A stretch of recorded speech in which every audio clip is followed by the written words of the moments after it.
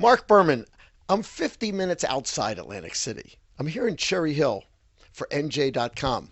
Now, we're not on the red carpet. We're in the home of Vince and Janet Papale.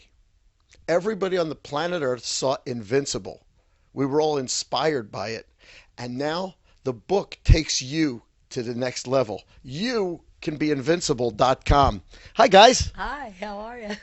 I'm doing great. This is a story that's absolutely incredible. Because look, let's face it. We knew what happened with Vince. We knew what happened. We knew that when you went to St. Joe's, what was the football team? There was no. There was no football team, just track. We had intramural football, and I was playing that, and I almost got kicked off the track team because of it.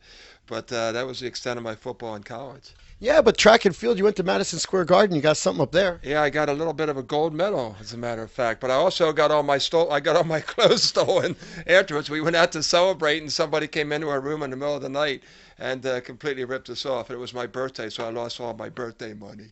Back then, I think I had $20 in my pocket. That was a big deal. We're bringing everything. So, Delaware County, Glen Alden, Delaware County. But Janet, Penn, gymnastics, and how's this? Northeast Philly. Okay. We're like neighbors here. We are. I mean, we grew up in the same hood. Yes, we did. Yes, we did. Now, the one thing is the Cantwell clan. How many are there? There was a ton of you. There were 9 of us. There are still 9 of us. Yeah. So, yeah, there's 9. And the first 6 were girls, and then there's 2 boys, and then a girl. And she was the love child. Everyone else was an ups. And we know Mom. She worked at a retail firm way back in the day in Northeast Philadelphia. Yeah, she worked at Klein's.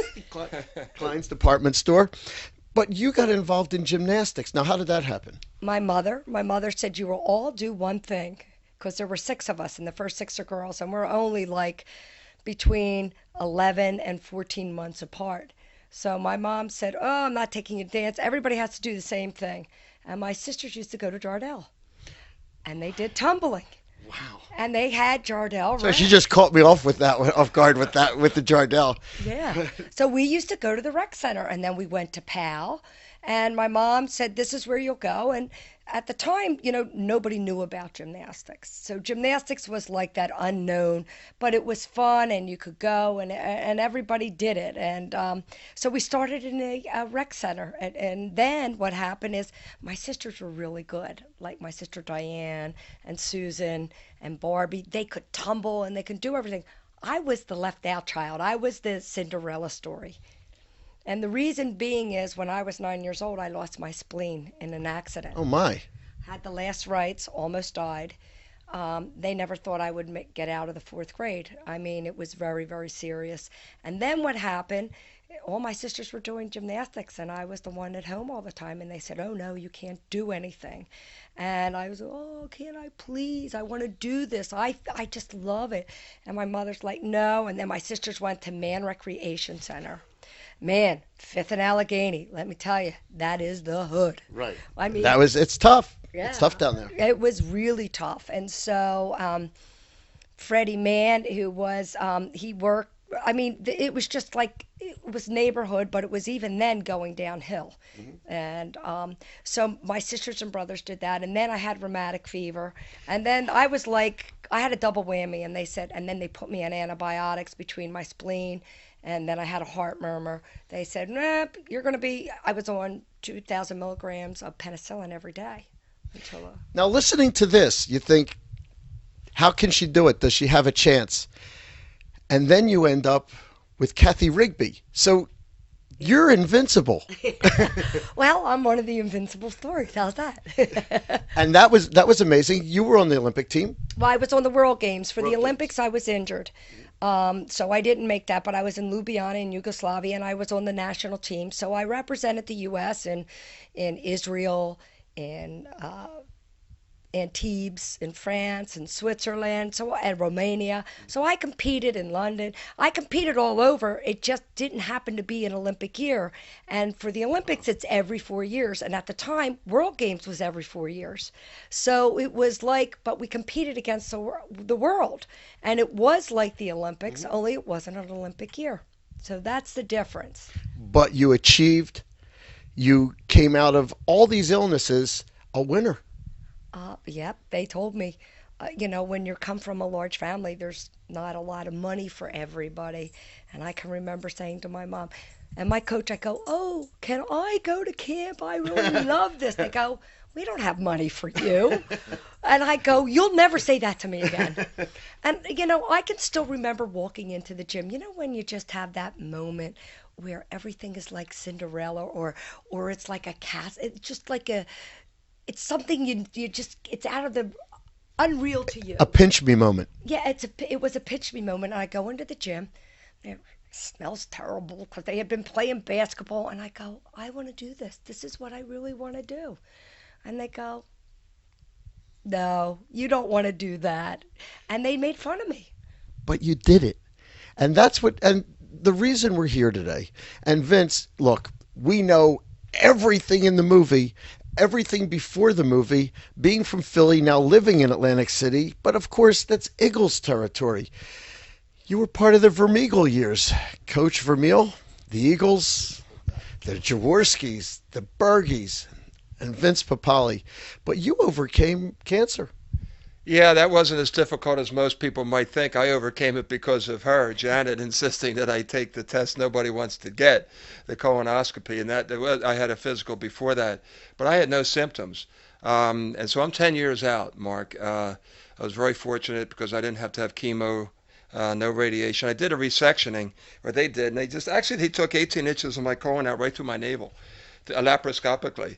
And in 2.5, 3 days, I was walking 2 miles in the hallways, and they just couldn't wait to get me out of there. I was driving them crazy. I wanted to hit somebody. So, but I'm lucky. I'm very lucky, and I'm a spokesperson now for colon rectal cancer awareness. So, I don't make as much a big deal of it as I guess a lot of others do as survivors, because I never really felt as if I suffered. It was like I had a cut, we got it taken care of, and then move on. But I know a lot of people out there who haven't made it, and that the movie has given me, Mark, a platform to get up and become a spokesperson for this and many other things, and just helping people through the tough times and giving them hope. And they look at me and they say, "Well, cancer survivor, you look good. You're 65. Gosh, you give us hope." Yeah. You're 65? Yeah, 65. Yeah. This is Ken and Barbie. Look at these two. Would you? Are you? just said that What are you? earlier. What are you kidding me?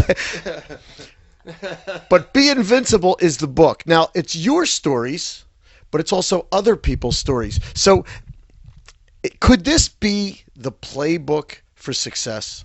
Well, it could be, yeah. If anyone wanted to look at it, we call it the playbook for reaching your full potential, and the whole thing was spawned. Actually, it was Janet's idea.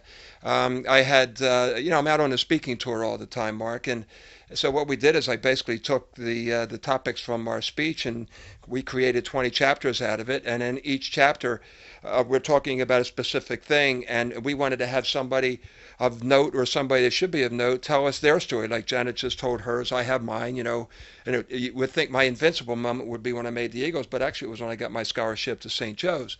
So I have like Micah Ruzioni and the guy who climbed Everest, or Luann Kahn, who's on the air, here in Philadelphia, telling their remarkable stories about how they overcame incredible odds to achieve something, whatever it was, and that thing in their life that they considered it was their moment of truth. So we share the moment of truth. We have 20 of them in here with stories around it, and then the other thing is we have action plans. So after each chapter, which is 8 or 10 chapters, we challenge people to take a plan of action based upon that one specific topic. And Janet has really been a tremendous influence in this, and also a great addition to the book, because it started just with me, and then as we started talking about it, her insight and her feelings about certain things are so strong. They said, "Well, we need to have that women's point of view," and there it is. So that's the cover, and there we are. And they basically shot the cover right up in our office, and there's our jersey, there's Janet's USA jersey, and we're real excited about it, very proud of it. From one team and another team to this team, Be Invincible is the book. YouCanBeInvincible.com is the website.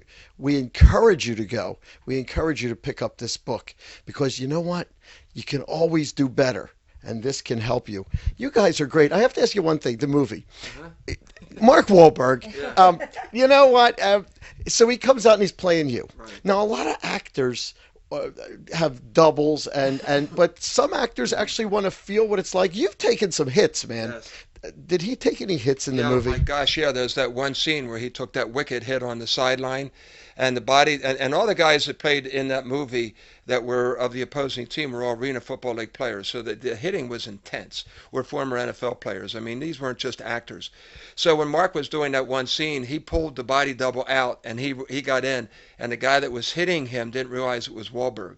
Thought it was a double and he just blew him up. Oh, yeah. Mark loved it because he felt then that was his rite of passage. You know, he had walked over the hot coals and he was hit just like an NFL player, like I was hit out there in the field, and he celebrated that night. It was amazing. He's a great guy. Let me tell you, Wahlberg put everything, every ounce that he had into that role, and he was great. You see our children, you know, the memorabilia right behind us. You know, they were in the movie. The great scene in the movie where the little boy runs out in front of the car. There's the wardrobe for Vinny, and Gabrielle is the quarterback in that scene.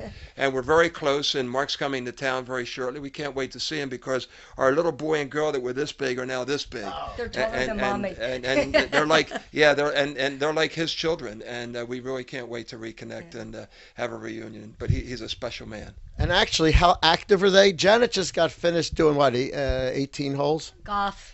Wednesday's my golf day. I try to do something from Janet every day week because we're so crazy that you forget about yourself, that you really have to take a little bit of time just for you.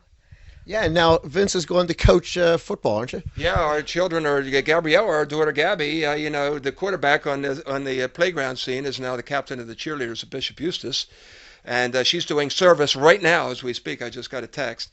And Vinny's he's playing freshman football there, and I go out and help the freshman team. So as soon as we're done here, I'll go out. And then next week I'm in Scottsdale speaking to Olympus, and then I'm all over the country speaking. And you know, we're mom and dad in between. I love them, but we came to love them in Invincible, and now you'll be more inspired with Be Invincible. You can get the book. You can go to the website and you can watch this video again and again and again. Mark Berman with Vince and Janet Papale here in Cherry Hill, New Jersey for NJ.com.